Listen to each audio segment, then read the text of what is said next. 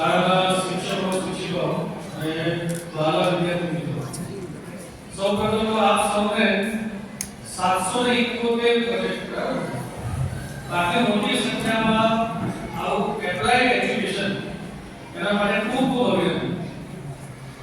આજનો જે આપણો પ્રયોગ છે કે ખરા અર્થમાં એપ્લાઇડ એજ્યુકેશન એટલે કે વ્યવહારનું શિક્ષણ એનો એક નાનો પ્રયોગ છે. અને આવા વ્યવહારનું શિક્ષણથી ખરા અર્થમાં વિદ્યાર્થી કંઈક શીખે. ગમે તેટલી મોટી થિયરી હોય, પરંતુ જો વ્યવહારિક અને શિક્ષણ આપવામાં આવે તો મોટી થિયરી પણ ખૂબ આસાનીથી શીખી શકાય છે. એનાથી એનો ઉપયોગ જીવનમાં કરી શકાય. વિદ્યાર્થીનો ઉત્સાહ વધે છે, એનું જે તર્ક શક્તિ લોજિક પાવર એ પણ આવા પ્રયોગોથી વધે છે. એનામાં રહેલી સર્જન શક્તિ એ પણ વધારે સક્રિય બને. E = mc² આઇન્સ્ટાઈનનું આ સૂત્ર મળી ગયું. પરંતુ આનાથી મંગળયાન અને ચંદ્રયાન કેવી રીતે બન્યા? તો કદાચ એની શરૂઆત આવી રીતે કોઈ શાળામાં આવા નાના પ્રયોગો થઈ છે. એ દ્રષ્ટિએ આ કાર્ય ખૂબ જ સરાહનીય છે. અને જેટલા વખત સાહેબના કે આયોજન કરીએ એટલા ઓછા છે. ખૂબ ઓછી સંખ્યામાં ઓછી શાળાઓમાં આવા પ્રયોગો જોવા મળે છે. તો ખૂબ સારું પ્રયાસ છે. આપણે જે કહેવત છે ભણ્યા પણ ગયા નહીં. ઘણી વાર કહે બહુ ભણેલો હોય પણ લોચો મારે એટલે કે ભણ્યા પણ ગયા નહીં. તો આવા પ્રયોગોથી, આવા એપ્લાઇડ એજ્યુકેશનથી વિદ્યાર્થીઓને ભણવાની સાથે સાથે વ્યવહાર બનાવવાનું કામ છે. અને જ્યારે જ્ઞાન વ્યવહારમાં ઉતરશે ત્યારે જ ખુદ એની જિંદગી માટે, એના પરિવારની જિંદગી, એના સમાજની જિંદગી માટે, એના દેશની, આખા વિશ્વની જિંદગીને સુંદર બનાવશે. બધાને સુખમય બનશે. તે દિશામાં આપણે સૌ સતત આવા પ્રયત્નો કરતા રહીએ એવી આ સૌને પ્રાર્થના છે અને એ ભગવાનને પ્રાર્થના કરું. અમેરિકાની અંદર 12મું પાસ થઈ જાય કોઈ વિદ્યાર્થી, ભલે પછી કોમર્સમાં હોય, સાયન્સમાં હોય, કોઈ પણ લાઈનમાં હોય, પરંતુ પછી એને એવું થાય કે મારે રિસર્ચ કરવું છે, મારે કવિતામાં રિસર્ચ કરવું છે, મારે સ્પેસનું રિસર્ચ કરવું છે, મારે કેમિકલનું રિસર્ચ કરવું છે, કોઈ સાહિત્યમાં રિસર્ચ કરવું છે. તો અમેરિકાની સરકાર એમને દર મહિને $2000 સ્ટાઇપન્ડ આપે છે. આશરે પોણા $2,000 સ્ટાઇપન્ડ આપે છે કે તમે ભણો, તમે તમારું રિસર્ચ ચાલુ કરો, તમારી સર્જનશક્તિ વિકસાવો, તમારા ખર્ચા વ્યવહારની ચિંતા ન થાય એના માટે. ત્યારે જેવી વ્યવસ્થા આપણા દેશમાં નથી. ઘણી વખત એવું થાય કે કોલેજ ગયા પછી જો વર્ષ 2 વર્ષ કોઈ ભાઈ કે બેન ઘરે બેસી રહે તો સરકાર તો ઠીક છે, પરંતુ ઘરના લોકો પણ જોવે કે આ કેટલી વગર પોતાની રોગીઓ થાય છે. તો ઘરની પણ પરિસ્થિતિ હોય છે. અમેરિકાની સરકારમાં કદાચ આપણે એટલા ડેવલપ કરતી નથી, પરંતુ છતાં આવી નાની સ્કૂલોમાં, આવા નાના વિદ્યા સંકુલોમાં, ઘણી યુનિવર્સિટીઓમાં આવા જે પ્રયોગો થાય છે એના કારણે આ ડેવલપ કન્ટ્રીને પણ ટક્કર મારી શકે એવી રીતે આપણે બધી શિક્ષામાં આગળ છે. પછી કોમર્શિયલ લાઈન હોય, સાયન્સ લાઈન હોય, સાહિત્યની લાઈન હોય. આજે ભારત એની જોડે જે સંસાધનો છે એની ખૂબ અછત હોવા છતાં પણ આવા ડેવલપ કન્ટ્રીને પણ ટક્કર આપી રહ્યું છે. એનું કારણ આ રીતના નાના પ્રયોગો છે. અને આ પ્રયોગોમાં મુખ્ય જે કહીએ કે પર્સન્ટેજથી હટાવીને પર્સનાલિટી બનાવવાનું કામ આવા પ્રયોગો છે. અને એમાં શિક્ષકોની ભૂમિકા ખૂબ મોટી છે. શિક્ષકોનું અસ્તિત્વનું મૂલ્યાંકન અથવા અસ્તિત્વની તુલના એ બેઠેલા મોટાભાગની વાતો છે જે શિક્ષકો ભણવામાં આવે છે. કોઈ પણ હોય, કોઈ પણ શિક્ષક હોય, બાલ મંદિરથી માંડીને યુનિવર્સિટીનો મોટો પ્રોફેસર કેમ ના હોય, શિક્ષકોનું અસ્તિત્વનું મૂલ્યાંકન એમના પગારથી નહીં. પગાર તમારા જીવન વ્યાપન માટે છે.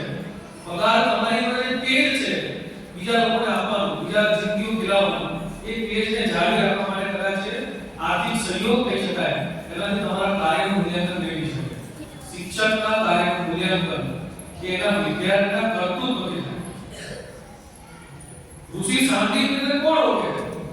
શ્રી કૃષ્ણ. અમારા ઘરમાં શિક્ષકની વાત કરી, સર એમના પરિવારમાં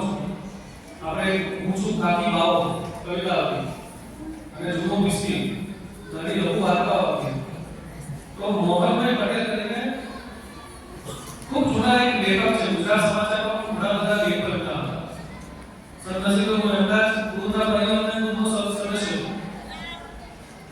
એક સારા શિક્ષક પણ કલોલની એક રેસિડેન્શિયલ સ્કૂલ, તો મોહનભાઈ અને એમના પત્ની ભણાવવાનું કામ કરે, પરંતુ રાત્રે સૂતી વખતે પણ સૂતા પહેલા પોતાના બાળકની ચિંતા નથી કરી, એનાથી વધારે ચિંતા એમને એ વિદ્યાર્થી કરી.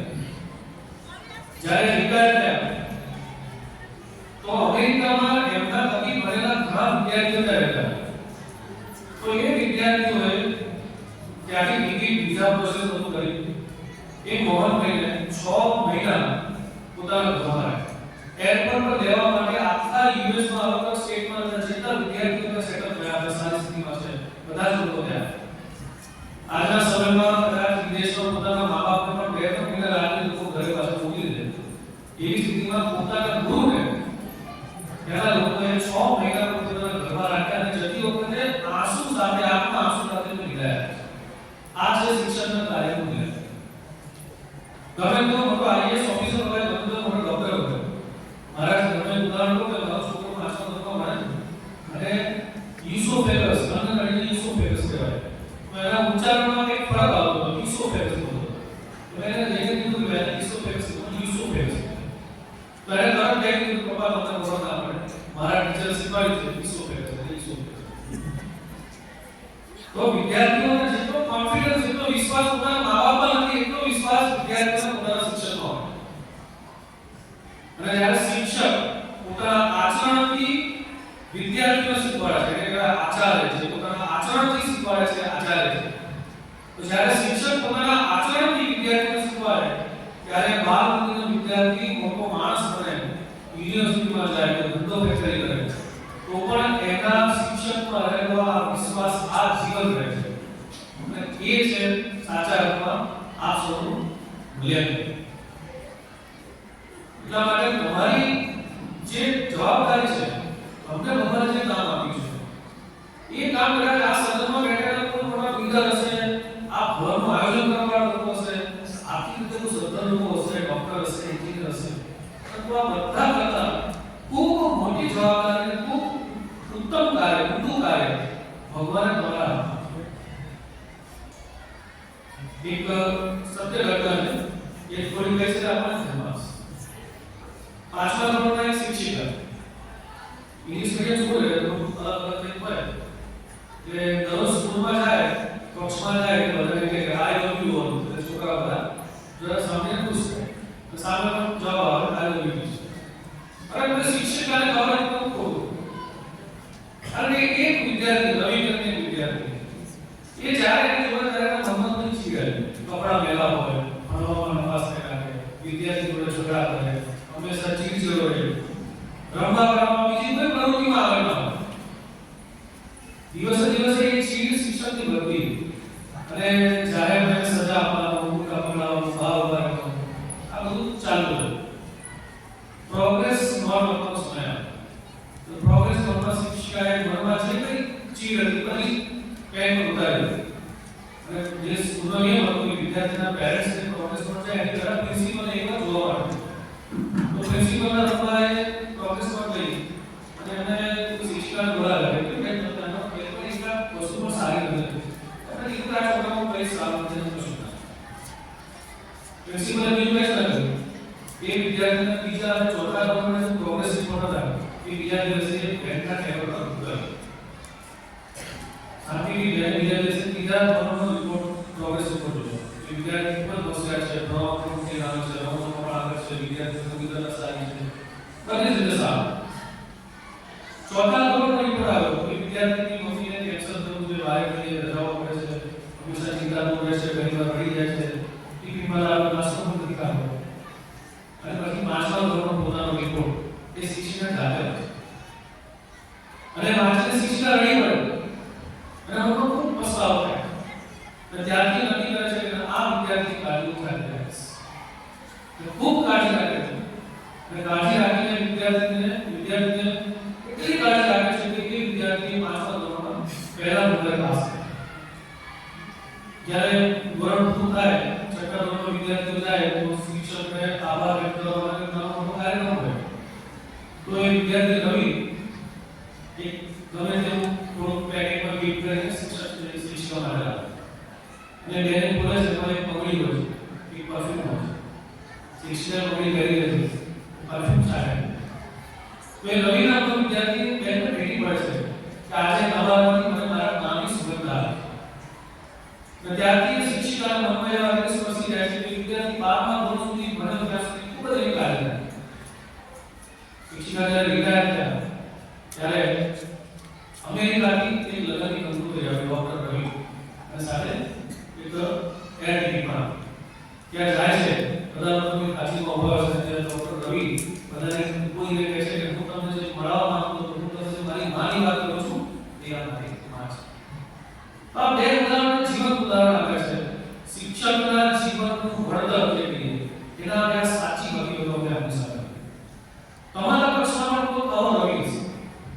કોઈ આ નીકળી જશે કોઈ આવો દીકરો હશે તો કોઈ પણ લાઈન હોય તમે સાયન્સ ભણાવો છો કોમર્સ છે ઇંગ્લિશ મીડિયમ છે ગુજરાતી મીડિયમ એનાથી ફરક નથી પડતો શિક્ષણ એટલે ખાલી સારા ટકા આવે મોટી નોકરી લે ગાડી બંગલો લે પૈસા કમાવાનો એટીએમ કામ કરાવવું એ શિક્ષણનું કામ નથી ખરા અર્થમાં શિક્ષા એટલે માણસને માણસ બનાવે અને પ્રત્યેક વિદ્યાર્થીનું સંપૂર્ણ વિકાસ કરે એના તનનો એના મનનો એની બુદ્ધિનો એની આત્મા આ શિક્ષણ છે આ શિક્ષણ બાળમુક્તિનો શિક્ષક પણ આપી શકે અને પ્રોફેસર હોય છે કોઈ યુનિવર્સિટીમાં એ પણ આપી શકે એનો વિષય જે કંઈ હોય એનાથી કોઈ દુશ્મન નથી ખરા અર્થમાં શિક્ષણની આત્મા છે જો પ્રત્યેક શિક્ષક આ વાત સમજશે તો કોઈ પણ શિક્ષકનો સ્કૂલનો વિદ્યાર્થી એ ઉત્તમ નાગરિક હશે દરેક વિદ્યાર્થી ખાસ હોય છે અને દરેક વિદ્યાર્થીમાં કંઈક ખામી હોય છે તો જે કંઈ ખાસ છે